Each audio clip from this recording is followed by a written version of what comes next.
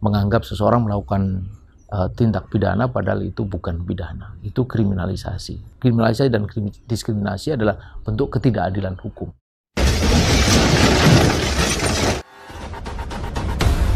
Bismillahirrahmanirrahim. Assalamualaikum warahmatullahi wabarakatuh.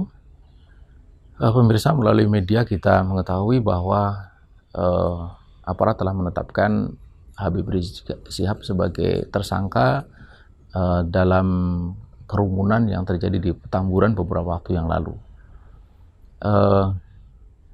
Benarkah pemerintah serius menegakkan aturan protokol kesehatan? Bila serius, semestinya kerumunan serupa, entah itu dilakukan dalam konteks pilkada, kemudian acara maulud di tempat lain, istighosah, pun mestinya juga dicari siapa yang bertanggung jawab ditetapkan sebagai tersangka. Tapi kenyataannya tidaklah demikian. Ada banyak sekali pelanggaran protokol kesehatan dan Bawaslu bisa menunjukkan ada sekian ratus bahkan sekian ribu pelanggaran protokol kesehatan, tapi tidak ada satupun hingga hari ini yang ditetapkan sebagai tersangka. Jadi jelas sekali bahwa ada diskriminasi hukum, di mana hukum ini cenderung tajam ke bawah, tumpul ke atas, tajam kepada lawan, tumpul kepada kawan.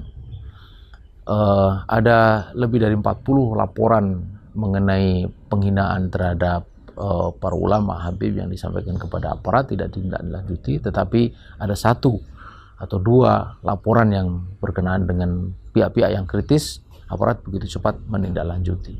Jadi ada diskriminasi dan juga ada kriminalisasi. Kriminalisasi adalah menyatakan atau mengatakan sebagai tindak kriminal padahal itu bukan kriminal.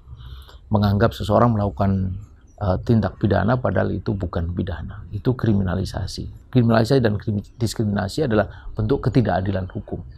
Hukum mestinya ditegakkan untuk menjaga keadilan. Yang terjadi justru hukum menimbulkan ketidakadilan. Mengapa bisa begitu? Karena hukum bukan mengabdi kepada keadilan, tapi mengabdi kepada kekuasaan.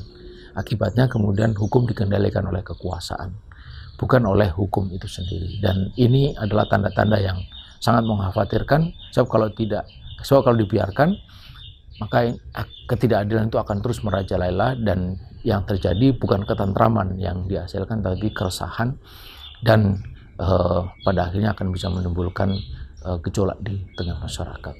Karena itulah penting untuk segera menghentikan diskriminasi, kriminalisasi, dan ketidakadilan hukum untuk kebaikan bersama. Demikian, Assalamualaikum warahmatullahi wabarakatuh.